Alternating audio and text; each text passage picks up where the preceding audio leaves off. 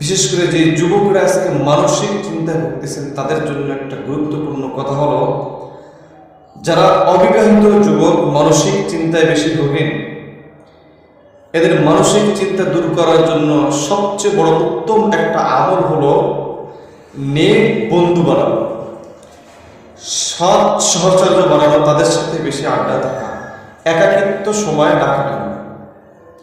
আর বিবাহিত যারা আছে মানসিক চিন্তায় ভোগেন, এদের জন্য সবচেয়ে উত্তম কাজ হলো আপনার ব্যবসা, আপনার চাকরি, এর মাঝে যে সময়টুকু পান ওই সময়টুকু স্ত্রীর সাথে সুন্দরভাবে, কোমলভাবে, নরমভাবে কথা বলুন। দেখবেন আপনার যেই সময়টুকু স্ত্রীর সাথে সুন্দরভাবে কথা বলতেছেন, এই সুন্দর কথা আপনার শুনে আপনার স্ত্রী যখন আপনাকে আবার সুন্দর একটা জবাব দিবে, সুন্দর একটা কিছু কথা হবে, তখন আপনার ভিতরে মানসিক চিন্তা দূর হয়ে যাবে ইনশাআল্লাহ। বিশ্বাস না হলে একবার ট্রাই করে দেখেন, ইনশাআল্লাহ অবশ্যই অবশ্যই এটার ফল পাবেন ইনশাআল্লাহ।